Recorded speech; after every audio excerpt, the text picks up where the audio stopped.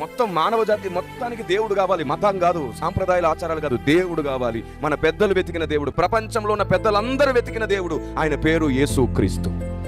రాబోతున్నానని చెప్పి అందరికీ తన గుర్తులు ఇచ్చాడు ఆయన. బలవంతమేమీ లేదు, ఆధారాలు చూపిస్తాం. నమ్మాలంటే వారిని నమ్మమనండి, లేదంటే వారి ఇష్టం.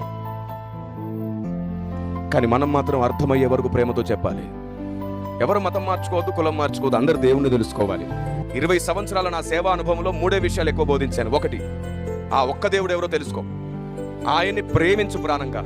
3వది, ఆయనకి నచ్చిందే చేయడానికి బ్రతుకు చాలు. 3 విషయాలు. ఆయన్ని తెలుసుకో, ఆయన్ని ప్రేమించు, ఆయనకి నచ్చింది చేయి. నేను ఇంతవరకు ఎప్పుడు ఎవరిని బొట్టు తీయమని లేదు, తాళి తీయమని లేదు, తెల్ల చీర కట్టుకోమని లేదు, తెల్ల బట్టలు వేసుకోమని లేదు, ముగ్గులేయడం మానేయమని లేదు, పటాలు తీసేయమని లేదు, వాళ్ళకి ఏమి చెప్పలేదు. నేను దేవుణ్ణి తెలుసుకోమన్నాను, దేవుని ప్రాణంగా ప్రేమించమన్నాను, నేర్పించాను. ఆ తర్వాత దేవునికి నచ్చినట్లు బ్రతకమన్నాను, నచ్చినట్లు బ్రతకడం ఏమిటో చెప్పాను, అంతే. వారే ఆ తర్వాత కాలంలో భక్తి నేర్చుకుని, భక్తిలో స్థిరమై, ప్రార్థనలో స్థిరమై, విశ్వాసంలో స్థిరమై, వారే దేవునికి నచ్చినట్లు మార్చుకోవడం ప్రారంభించారు. చెప్పకూడని మన నోటితో చెప్పి శత్రువులం అవుతున్నాం. దేవుడే వివేకం ఇచ్చి మార్చాల్సినవి మారుస్తాడు.